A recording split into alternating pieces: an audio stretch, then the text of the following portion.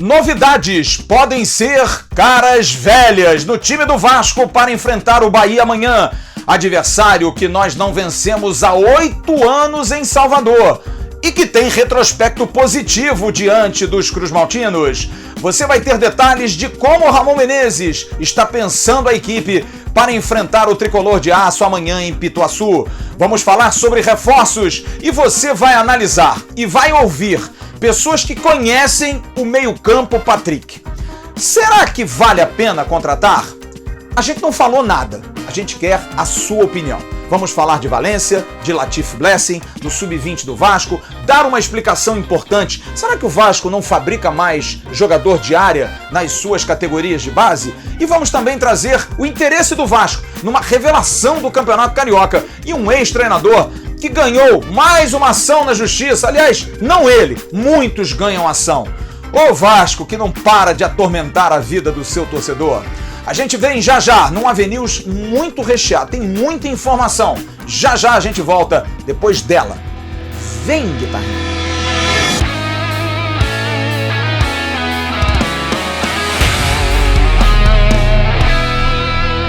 Alô, turma!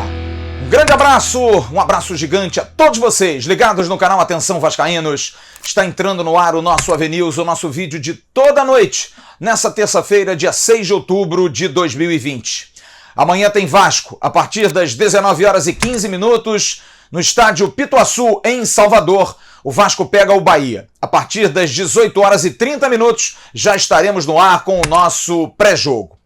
E é um jogo que tem um caráter decisivo para as duas equipes. O Vasco, no momento que nós conhecemos. Difícil, complicado, sem vencer, eliminação da Copa do Brasil, goleada para o Atlético Mineiro, nosso artilheiro em jejum, não fazendo gols. Na verdade, até vou colocar alguns números aqui importantes.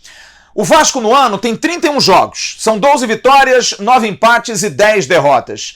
31 gols a favor e 28 gols contra, um saldo positivo de 3. Mas com o Ramon Menezes, são 16 jogos, 7 vitórias, 4 empates, 5 derrotas. 20 gols a favor e 16 gols contra. Um outro número que é importante que passemos em relação ao desempenho do Vasco fora de casa. Nessa temporada são 15 jogos, 5 vitórias, 5 empates, 5 derrotas. 18 gols a favor, 18 gols contra. Tá na hora de desempatar. Tomara que com mais uma vitória e gols a favor.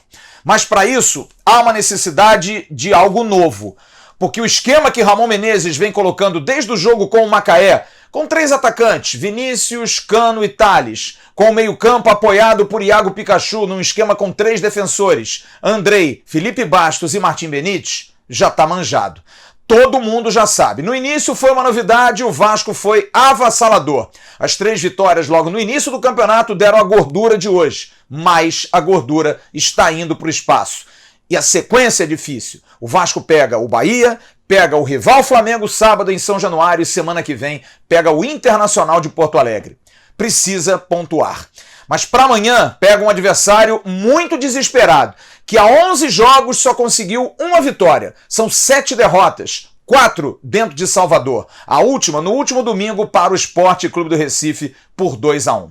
Mas aí o torcedor pode perguntar, Flávio, mas que novidades, que soluções? Bom, o time treinou ontem na Toca 2 em Belo Horizonte, treinou hoje pela manhã também na Toca 2 e viajou para Salvador. Mistério total. Mas não há muito o que esconder, porque não há tantas opções assim. Andrei e Martim Benítez estão de fora. E a dúvida é única. Qual esquema? Vai jogar no 3-5-2? Vai jogar no 3-4-3? Ou vai jogar no 4-4-2? E aí eu explico para vocês. Peças. Bom, atrás, se jogar com 2 zagueiros, Graça e Castan são os titulares. Se jogar com 3 zagueiros, Miranda, Graça e Castan.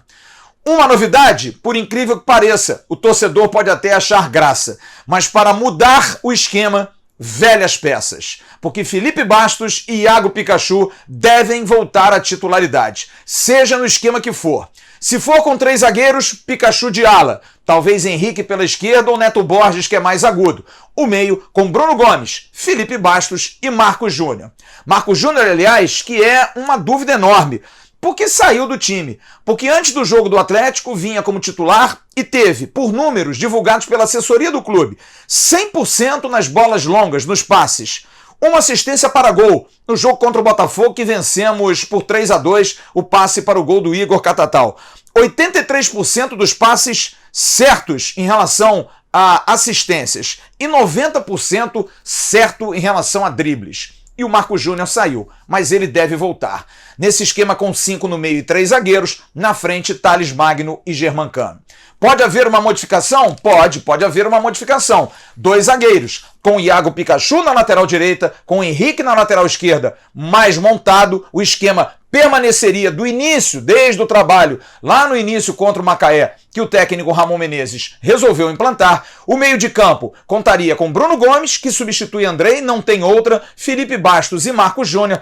E na frente, Vinícius pode ser titular, e aí a dúvida, pode ser também Ribamar, pode ser Igor Catatal, pode ser Guilherme Parede, não há grandes opções, torcedor cruzmaltino. Germancano e Thales Magno, que aí se pensa na possibilidade até de uma flutuação pelo meio de campo, ou não, o esquema 4-3-3.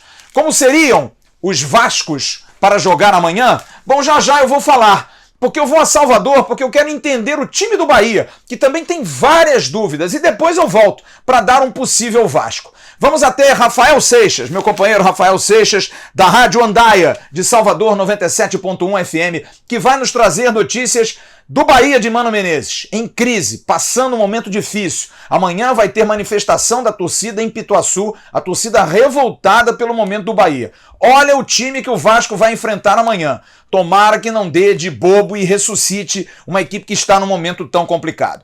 Rafael, traga-nos informações a respeito do Esporte Clube Bahia, o tricolor de aço da Boa Terra. Você atenção, vascaínos, meu nome é Rafael Seixas, vamos falar da equipe do Bahia, o próximo adversário do Vasco no Campeonato Brasileiro da Série A. Na última rodada, o Bahia perdeu para a equipe do Sport, chegou à 7ª derrota na competição e à 16ª colocação na tabela do Brasileiro. O técnico Mano Menezes ainda não conseguiu achar seu time ideal e o time segue patinando na competição. O Bahia, que deve repetir o time que jogou contra a equipe do Esporte Clube do Recife, e não deve contar com o Rodriguinho, que na partida contra o Botafogo sofreu um trauma no pé direito e ainda segue no departamento médico se recuperando. O Danielzinho deve seguir como titular na partida contra o Vasco. O provável time do Bahia: Douglas, Nino, Hernando, Lucas Fonseca, Juninho Capixaba, Gregory, Elias e Daniel. O Ramires com Elber e Gilberto é o provável time do Bahia para o jogo contra a equipe do Vasco. Com informações do Tricolor de Aço, direto de Salvador, para a atenção vascaínos. Um abraço. Bom, ele deu uma escalação. O Bahia num 4-4-2 clássico, com o Ramires jogando como um quarto homem aberto, mas fecha no meio de campo. Gilberto e Elber, que é um ponta que joga dos dois lados.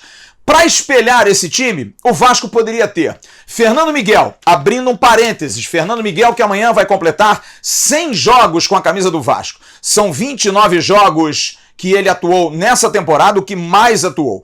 E no Vasco, com esse número de 100 jogos, ele é um dos goleiros que mais atuou no século XXI. Fernando Praz tem 248 jogos, Martin Silva 245, Fábio 147 e Cássio 110. Fernando Miguel seria o goleiro, Iago Pikachu, Ricardo Graça, Castanha e Henrique, Bruno Gomes, Felipe Bastos e Marcos Júnior. Na frente, Vinícius, ou Carlinhos, ou Parede, ou Igor Catatal, Cano e Thales. Ou então, Miranda entrando na zaga com 3 zagueiros, Pikachu passa para o meio, e aí a ala esquerda, ou Henrique ou Neto Borges, fazendo o 3-5-2, saindo no caso o Vinícius ou o terceiro atacante que vai jogar na frente. Ainda nada definido, muito não pelo mistério, mas sim pelo momento que o Vasco passa. É um momento complicado, é um momento difícil, mas a gente precisa entender. E olha, o Vasco passa também da necessidade de vencer o Bahia, porque em Salvador não tem tido sucesso ultimamente. O Vasco jogou nos últimos 6 jogos em Salvador e não conseguiu vencer. São 4 vitórias do Bahia e 2 empates. O Bahia não perde para o Vasco da Gama desde 2012.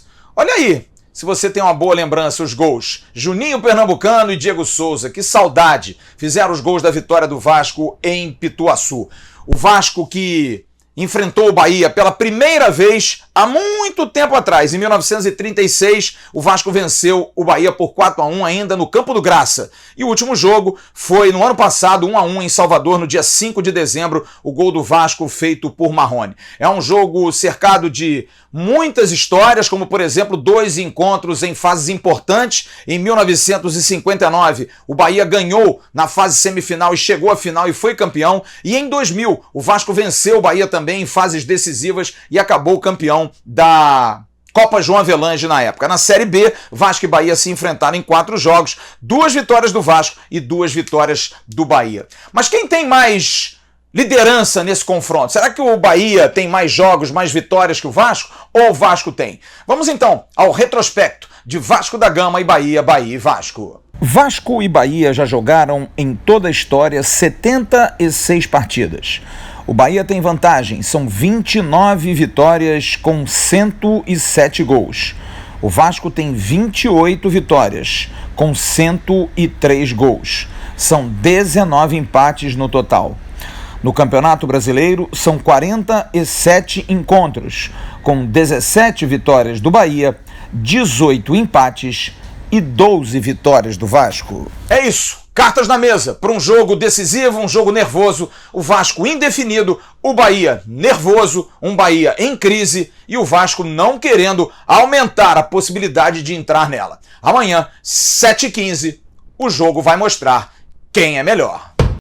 Até o momento em que gravávamos esse vídeo, não havia nenhuma confirmação da contratação pelo Vasco por empréstimo do meia-atacante Patrick. Pode ser que tenha sido contratado, mas até esse momento não tínhamos essa informação. Mas não é algo tão complicado, afinal Patrick não está nos planos do Grêmio. É um jogador de 21 anos, tido como uma boa revelação do clube gaúcho, meia canhoto, jogador de quebrar linhas, mas que não estava sendo aproveitado pelo técnico Renato Portaluppi. Um jogador que foi emprestado ao Criciúma esse ano, jogador de boa qualidade técnica, rápido, habilidoso, mas que não emplacou. Fez exatamente 9 jogos em 2020, 46 com a camisa do Grêmio e 9 com a camisa do Criciúma, onde estava emprestado.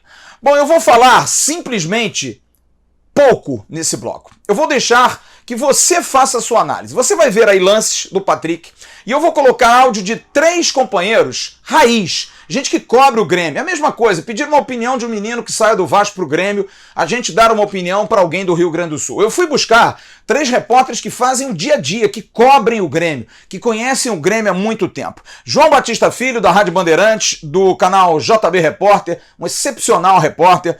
O querido Jeremias Werneck, do UOL, que também cobre Grêmio há muito tempo. E o Juliano Brito, da Copeiro TV, canal no YouTube que fala especificamente de Grêmio Porto Alegrense. Eu quero ouvir os 3 para saber o que eles acham de Patrick, se ele vai dar certo no Vasco. Quem é esse jogador?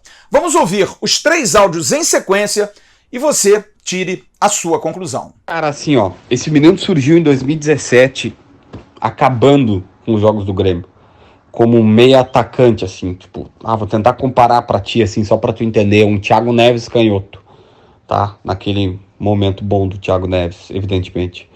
E aí ele foi super bem, tanto que o Romildo disse em 2017 que ele seria inscrito na Copa Libertadores, e foi a Libertadores que o Grêmio ganhou. Ele ia entrar na Libertadores na fase final ali e tal, porque ele tava jogando super bem. E ele não foi inscrito porque o Renato pediu o Cícero, lembra? Pediu o Cícero e o Christian, aquele ex-Corinthians. E aí inscreveram. E o menino meio que virou a cabeça, só que nesse meio tempo eles renovaram com ele, botaram uma grana boa na mão dele, começou a ganhar um salário bom para quem era da base. E ele virou a cabeça, começou a fazer festa, se perdeu. Tanto que foi pro Criciúma, e lá no Criciúma ele meio que olhou assim, ele foi emprestado para lá. O Pelaipe levou ele pro Criciúma e ele viu que a realidade não era a realidade de uma estrutura gigante como o Grêmio e tal, e ele meio que colocou a cabeça no lugar, voltou pro time B do Grêmio, o Renato sempre acompanhando ele e chamava ele para alguns jogos. Mas o Renato meio que perdeu o encantamento por ele, assim, claramente perdeu o encantamento por ele desde então. Agora ele ia ser emprestado pro grupo Lille, né, o dono do grupo Lille lá, que é um cara que tem até equipe de Fórmula 1, ia levar ele para a Bélgica, para um time da Bélgica, desconhecido, por empréstimo, com opção de compra. Se ele fosse comprado, ele ia para o Lille. Mas daí na última hora não deu certo. E por isso que ele está indo para o Vasco. Mas sim, ele joga bem, cara. Ele é bom jogador, mas ele lidou muito mal com essa subida, na época 17 anos, foi em 2017 isso. Com essa subida, se perdeu bastante. E agora eu não tenho como te dizer como é que ele é, mas ele sempre foi muito bem. Sempre foi um meia bem badalado aqui por isso. Mas se perdeu já há um bom tempo. Cara, o Patrick, ele é contemporâneo do Jean-Pierre, do Matheus Henrique. Não é da turma do Luan, ele é mais novo. Ele apareceu no Grêmio em 2017, finalzinho do ano, quando o Grêmio tava nas cabeças da Libertadores. Ele botou um time de moleque lá pra jogar o Brasileirão. Ele surgiu muito bem, mas não firmou não. Ele não virou ainda não. Ele tem técnica, mas não virou. E ele começou o ano de 2018 com o time B do Grêmio. O Grêmio se decepcionou com ele, com o Jean-Pierre. Aí em 2018 ele foi emprestado, em 2019 ele voltou, ensaiou uma decolagem e patinou, e nesse ano ele estava bem encostado aqui, cara. Bem encostado mesmo. E ele tem esse berço, né, de ter saído ali do time que revelou um monte de moleque bom, mas ele em si não virou, cara. É um cara que joga na base, jogava tanto centralizado como aberto pelos lados. Ele é melhor centralizado e até já jogou recuado como um armador vindo de trás, assim, ao lado do volante, um segundo volante, entre aspas. E sei lá, cara, vamos ver o que ele vai fazer, porque sinceramente eu já não esperava muita coisa dele, assim. Ele tava pra ir pra Bélgica, ele não quis, né? Tomara que dê certo aí na colina, tomara. Vamos lá, o Patrick é um garoto que surgiu no Grêmio no final ali de 2017, com aquele plantel do Grêmio vencedor. Depois ele foi emprestado ao Criciúma para pegar um pouco mais de experiência, voltou de lá um pouco mais experiente e teve bastante oportunidade no começo dessa temporada, principalmente. Porém, eu acho que o que atrapalhou ele foi o fato de o Grêmio estar em um momento de transição total de elenco, né? Muitos jogadores foram embora, muitos jogadores novos. Veio de um ano passado onde muitas contratações não deram certo e ele também não teve muitas oportunidades ano passado. E acho que isso acabou prejudicando um pouquinho ele, né? O Grêmio começou o ano não muito bem, perdeu a Recopa Gaúcha onde ele estava em campo. Ele era um dos jogadores que deveria, em tese, ser um dos protagonistas, mas é aquele meia canhoto que joga entre linhas, né? Aquele meia canhoto riscadorzinho que a gente chama, que tá sempre com a bola no pé, que tá sempre aparecendo pro jogo. Acho que é um jogador que daqui a pouco, num time que não está em fase de transição, um time que joga um pouco diferente do Grêmio como o Vasco, né, que centraliza as ações em determinados jogadores, né, como o próprio Benítez e como o próprio Cano, né, que é o artilheiro do time, matadorzaço. Tem o próprio Thales Magno também. Daqui a pouco ele pode brilhar junto com essa parceria aí, né, com um time que centraliza mais as ideias de jogo em determinados jogadores, que aposta mais no talento individual de jogadores do que no coletivo. Pelo menos eu vejo o Vasco jogar assim. E é um time reativo. Então o Patrick ele não é aquele 10 que vai pifador o tempo todo, né, que vai estar largando sempre os caras na cara do gol, mas é um jogador bem interessante. É um jogador que joga entre linhas, guardadas totais as devidas proporções, tá? Ele faz a do Everton Ribeiro, né? Ele é muito parecido com o Everton Ribeiro no sentido de característica de jogo, né? Jogar entre linhas, aproximar, pisar na área, né? Tem o chute pro gol também. Então é um jogador bem interessante, cara. É um jogador a ser lapidado e daqui a pouco, se for lapidado da forma certa, se ele tiver sequência, se ele receber as oportunidades de um time que, repito, não joga de forma mais coletiva, mas joga apostando mais no talento individual, daqui a pouco ele pode começar a se destacar mais ainda, né? Desejo muito sucesso para ele porque é um guri muito bom de grupo, é um rapaz muito bem quisto pelos jogadores aqui do plantel do Grêmio, né? E desejo que ele tenha muito sucesso aí no Vasco. Até esse instante, nada. Mas você tira a sua conclusão depois de ouvir os 3 áudios. E aí, vale a pena ou não vale a pena? É um jogador que pode ajudar o Vasco ou não pode ajudar o Vasco?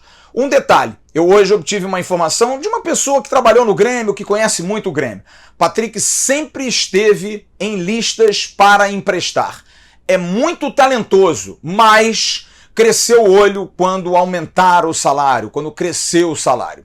E aí acabou não dando muito certo. E um outro detalhe, Patrick é jogador da empresa UJ, de Ulisses Jorge, o empresário que teve aquele problemaço com o Vasco em relação a Juninho. Acabou que o jogador renovou. Eu hoje conversei com o Joubert, que é uma pessoa que eu conheço, que trabalha com o Ulisses Jorge, e que me disse claramente, estamos esperando o telefone tocar. Mas me causa uma certa estranheza, porque houve uma rusga muito grande entre o Vasco e a empresa por conta da renovação ou não renovação de Juninho. Eram dois empresários e agora o Vasco volta a fazer negócios com o Ulisses Jorge. Que bom, fizeram as pazes e tomara que seja um bom presente para o torcedor, a vinda do menino Patrick. Bom, sobre os outros reforços que eu não falei no bloco anterior, porque eu deixei só o Patrick. Em relação a Antônio Valencia e em relação a Latif Blessing, nenhuma novidade.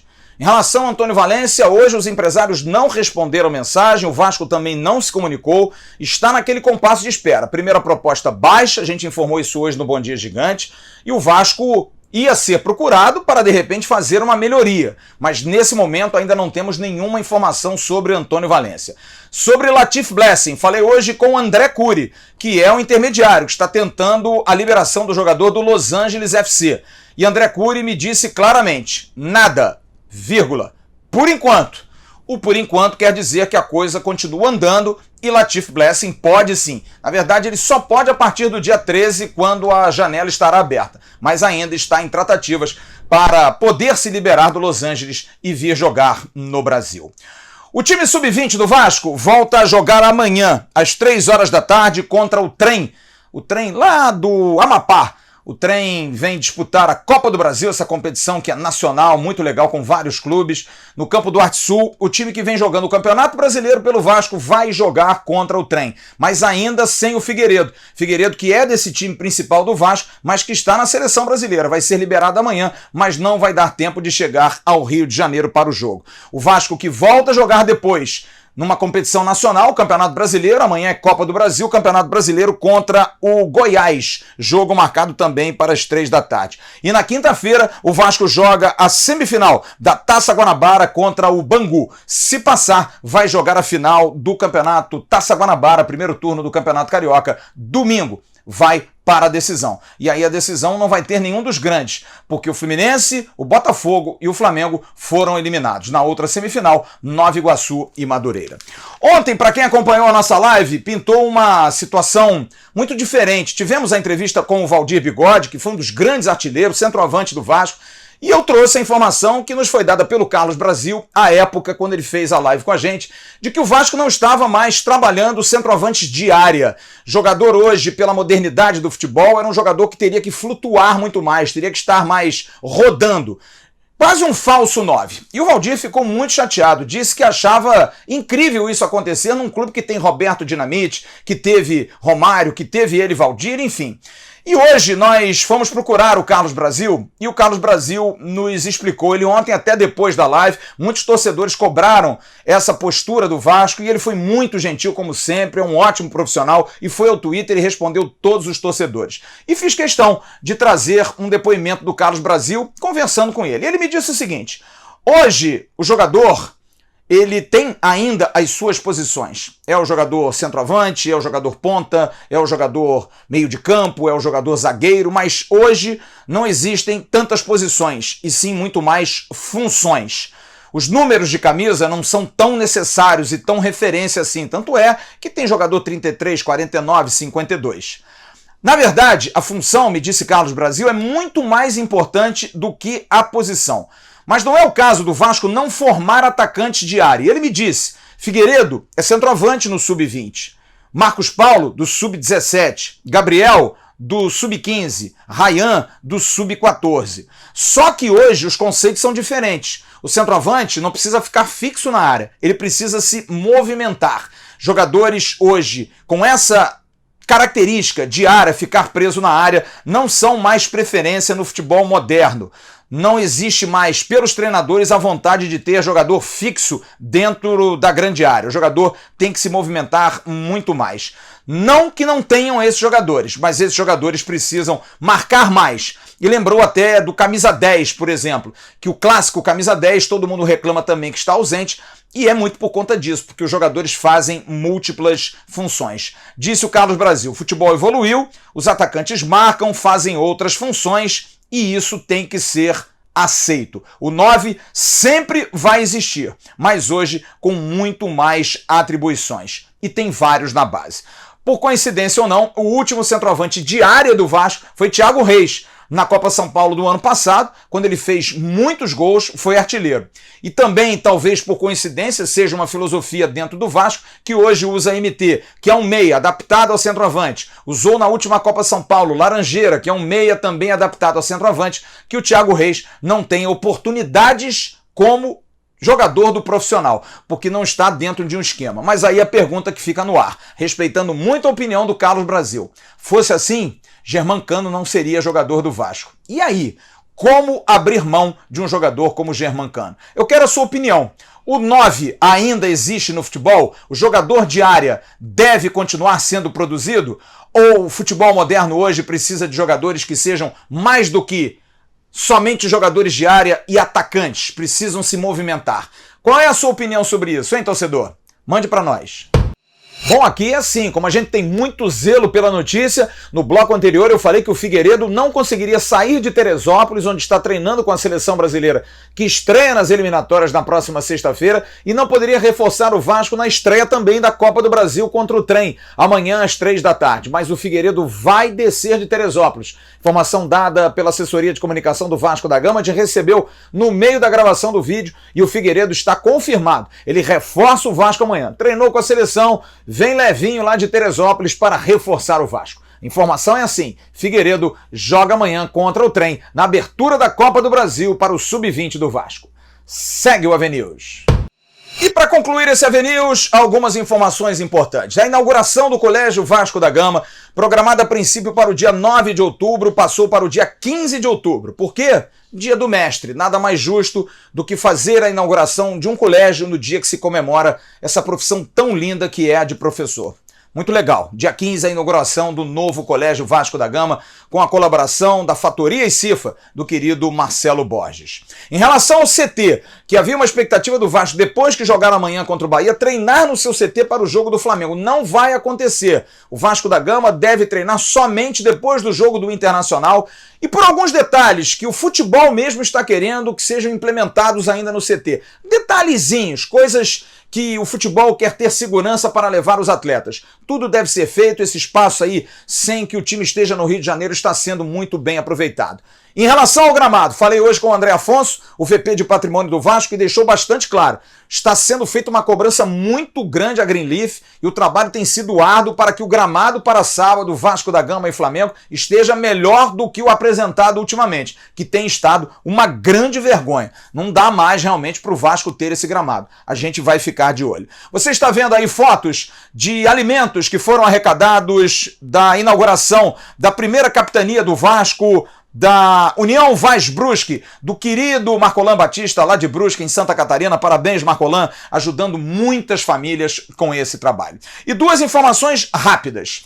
Você viu o jogo Vasco da Gama e Cabo Friense na última segunda-feira, Sub-20? O camisa 7 da Cabo Friense, Wesley, inclusive o companheiro André Marques, que transmitiu o jogo, sempre dizia, bom jogador, chamou a atenção do Vasco. O Vasco está de olho nele e está querendo saber como faz para trazê-lo para São Januário, e é muito bom jogador. Jogador habilidoso, inteligente, de movimentação, moderno, pode ser reforço para o Sub-20 e em breve também para o profissional do Vasco da Gama. E para concluir, Joel Santana fez acordo com o Vasco. É uma notícia que a gente até tem dor de dar, não pelo amigo Joel, ficamos felizes pelo acordo. Pouco mais de 300 mil reais ele vai receber, esse dinheiro já estava depositado em juízo, vai ser feito todo o cálculo, o dinheiro vai ser dado ao Joel e deve sobrar em torno de 500 mil reais, informação dada pelos companheiros da Sport News Mundo, 500 mil reais que vão voltar aos cofres do Vasco. É duro demais. Toda semana tem uma notícia de ação na justiça. O que fizeram com o nosso Vasco?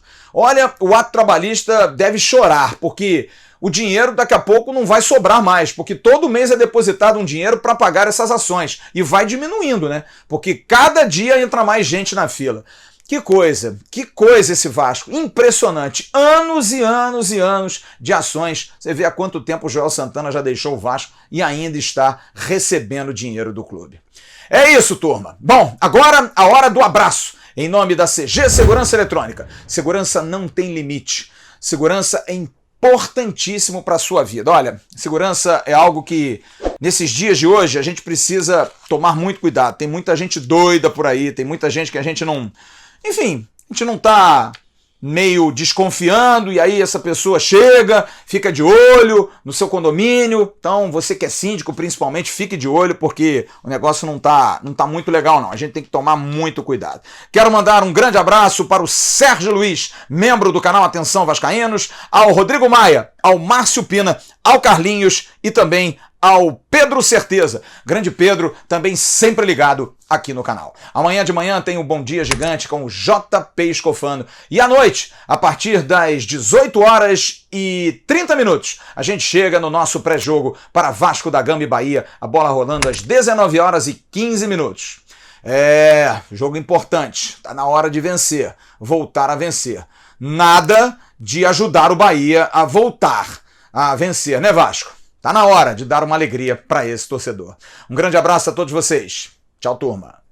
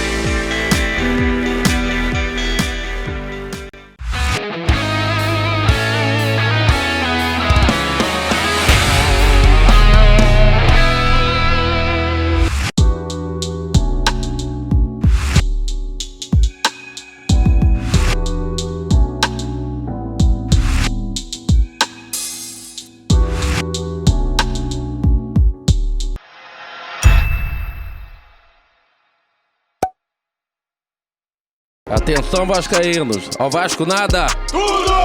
Então como é que é? Casaca!